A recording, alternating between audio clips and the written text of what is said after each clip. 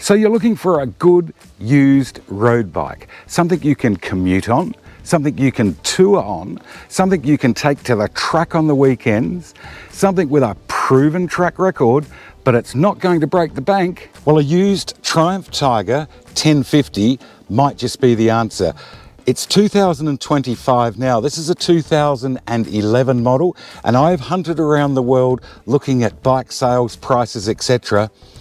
And I kid you not, these bikes would have to be the bargain of the century. I'm Steve, and welcome to Stand Up Moto.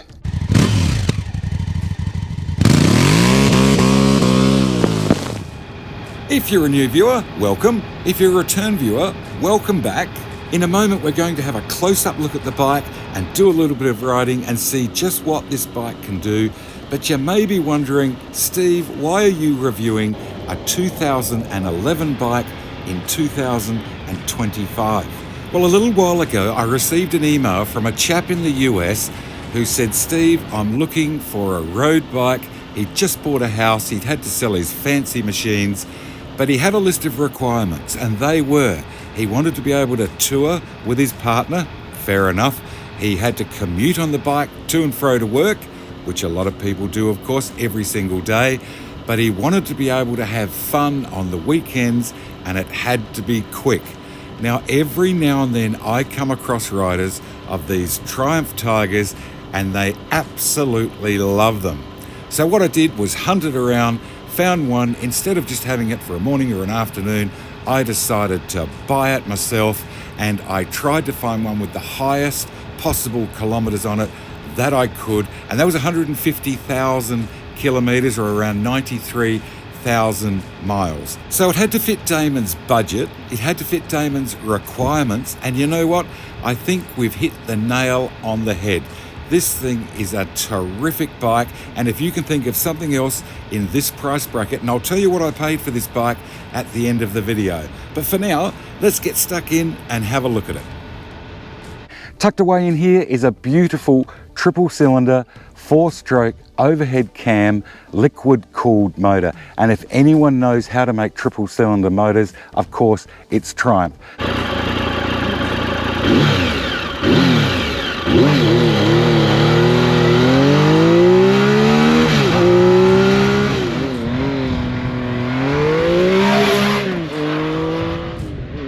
They've been doing it for a long time. They're still doing it. This is a sweet, sweet motor. Produces 112 horsepower, as I think I mentioned. Actually, a bit more than that. About 112.8 horsepower and a whopping 98 newton meters of torque at just over 6,000 RPM. You can be down around 40 mile an hour or 65 odd kilometers an hour and accelerate away in top gear. So we'll try roll on from 50 to 70 mile an hour in 6th.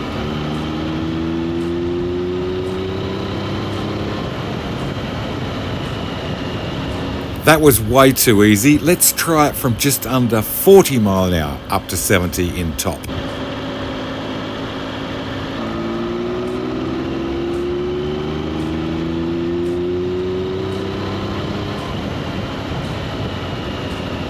That's really good, but if you want to drop a couple of gears, I was really surprised there's no snatching or anything. Wet, multi-plate clutch. You've got a dipstick, so there's no sight glass, unfortunately. As you know, I like sight glasses, so you do have to dip it. It's a wet sump motor, so you haven't got any tanks or anything. You don't have to start it and pump oil up. This is a sweet, sweet motor. Round on the port side, you've got gear lever here, 1 down, 5 up, pretty standard for this style of bike. Gears work well. I mean, it's not a super slick, fine gearbox, but they work well. I haven't managed to miss a gear, and I was riding it pretty hard the other day. It's not the most refined box in the world, but it certainly works and works well.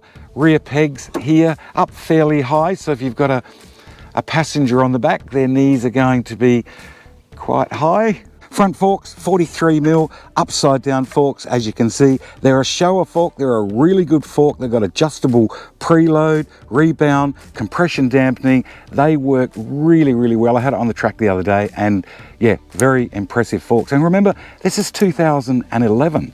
You can see the little radiator here, heat exchanger, whatever you want to call it, for the liquid cooling. Now, I'm in Australia doing this review and we're in the middle of summer. We get some pretty warm temperatures here. And on one afternoon, as you can see here, for the entire afternoon, it didn't go much below 100 degrees Fahrenheit and the temperature gauge on the bike stayed just over half. There's also an oil cooler mounted on the bottom here. Holds about 3.5 litres of oil. It's a 1040 full synthetic oil. The exhaust system, you can see the triple pipes coming down there, 3 into 1, all stainless steel. Manoeuvrability at low speed is excellent, even on an undesirable surface such as this one. You can see it's blowing a gale here, so there's a bit of background noise with the wind. But yeah, nice and simple. I mean, on bitumen, you can actually crank it around onto full lock. But even on a loose surface like this, you can come in, slip the clutch, just lift your body a little bit, look through your turn, and it will do it quite comfortably.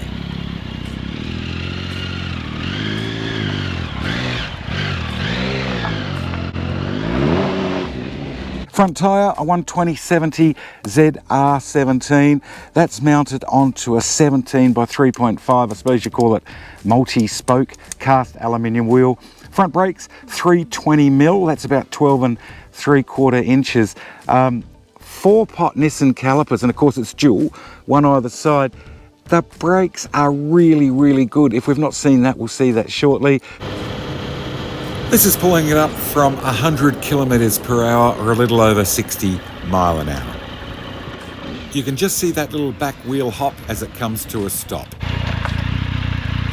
Braided lines, this is all standard stuff on this model of bike. ABS, of course, mounted to the front. Frame, you can see aluminium, I guess you'd call that perimeter type frame on this, which is an alloy. Dual-sided alloy rear swing arm. You can see this one's had the Arrow exhaust fitted to it, a really, really popular upgrade on this type of bike, and it sounds good.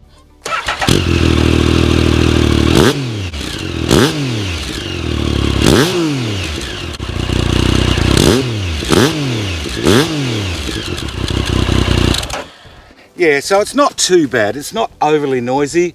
It sounds good going through the hills. Rear brake reservoir there. I don't like the way it sits out and exposed. I guess that's just my dirt heritage coming in. I suppose it's fine for road type work. And just while we're talking everything Triumph, a lot of famous people own and ride Triumphs. I've got 2 Triumphs.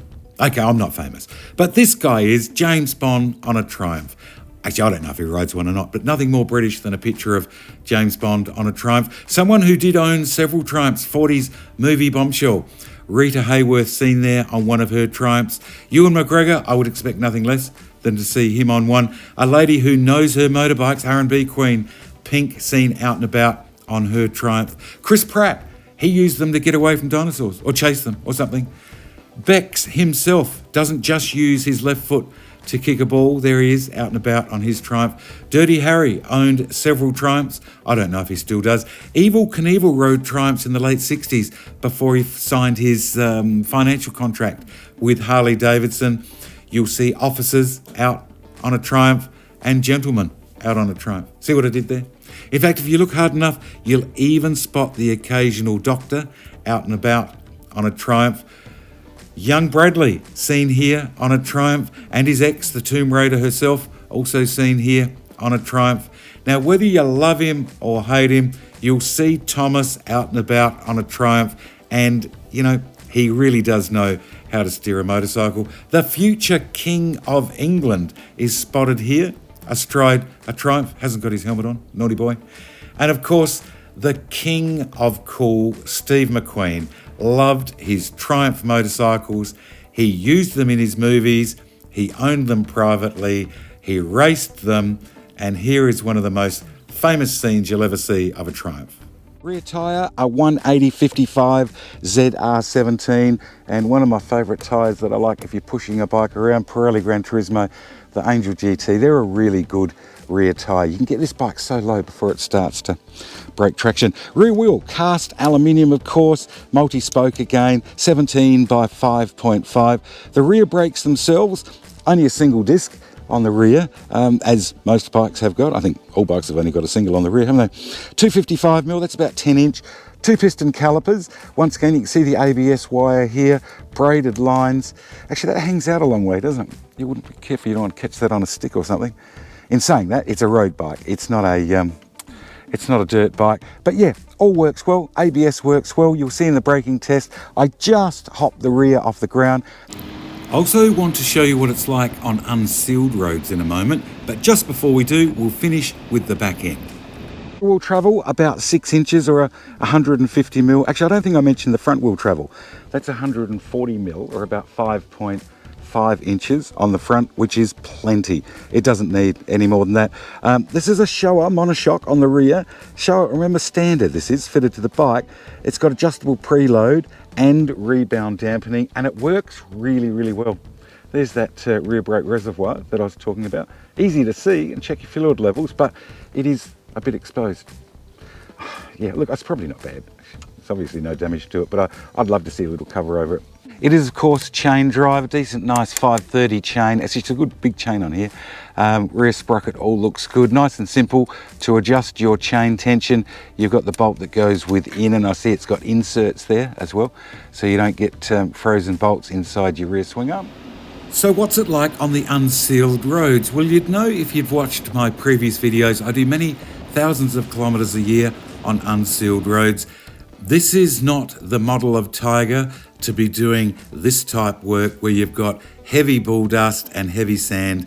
Those 17-inch wheels with road tyres, of course, they're not made for it. However, I did 140 kilometres the other day, or about 90 miles solid in one ride on the Tiger. Initially, I almost rattled my fillings out because I had the suspension set up too hard for the track day that I'd had previously. But once I softened it up, it was fine. Look, it did well. You've just got to be wary. You don't want to push that front wheel out. You've got to be off the throttle as you come into the corner and accelerate out. That, however, doesn't mean you can't still have some fun.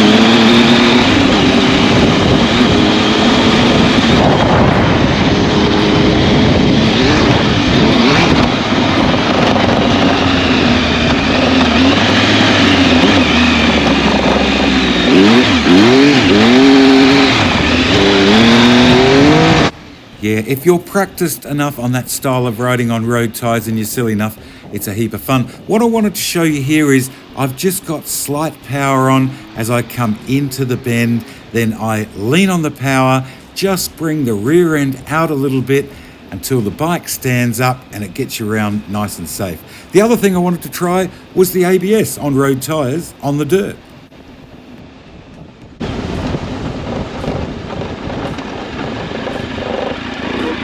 That's really good for a loose surface. 20 litre fuel tank, locking cap, hinging rearwards.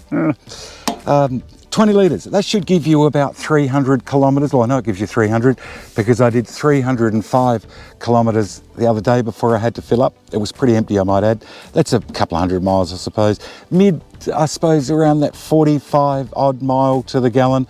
If you're riding it properly, 5.5 litres maybe per 100. Riding it properly is hard though, because this bike really loves to be ridden with a bit of throttle. Something I didn't mention when we were up here before too, tapered bars on this one. As far as access to under the seat, you put the key in there, turn it and lift the seat. Off comes the seat. I'll just walk around in front of the bike. Under the seat you can see you've got your toolkit, which is good. There's your battery, access to your battery, all of your fuses are nice and simple to get to. Books are down here. You've got a little storage area here, not huge, but enough if you wanted to carry a spare set of gloves, I suppose, or a wet jacket. I've started to shed some clothes because it's just hit 38 degrees, that's 100 in the old Fahrenheit, so I'm starting to get hot. And that's in the shade, I'm in the sun, and I'm old.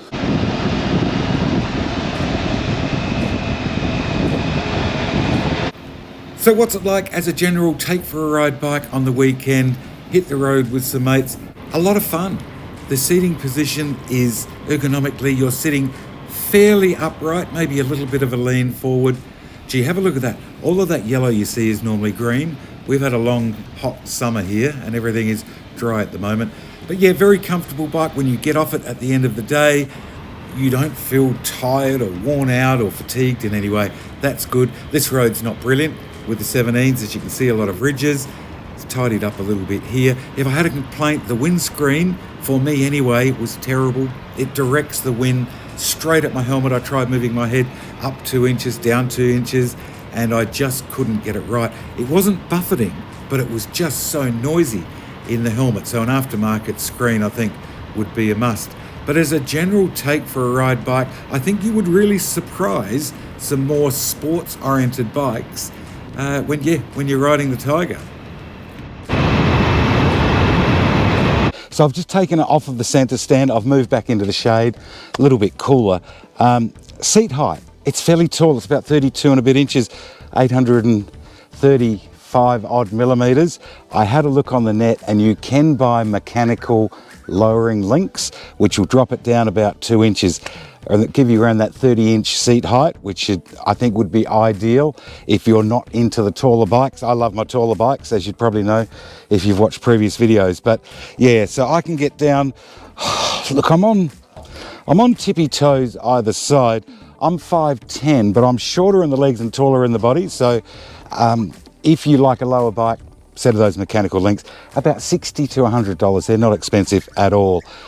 As far as the weight of the bike, it's 235 kilos wet.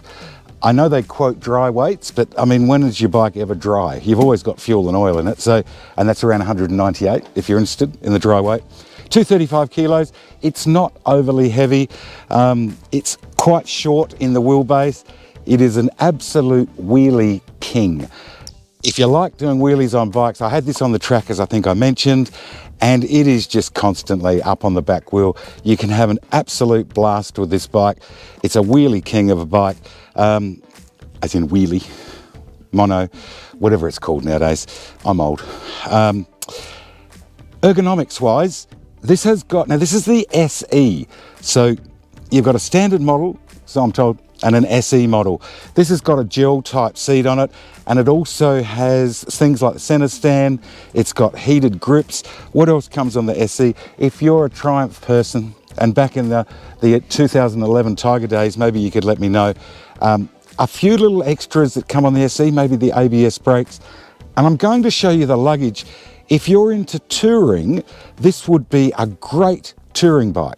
So the Luggage itself, it is good quality luggage. You got the handle here, so if you get to a motel room or something, you can carry your bags in. You've got a little locating section here, actually it'll be this side, for this one, down here. And as you push the handle down, you'll see those two little fingers come up. They will clamp underneath this bar. I'll try and make it look as seamless as possible. And there it is, voila, it's on. I was going to, and I did actually film me trying to put the Luggage on. It was like watching someone trying to put a square peg in a round hole.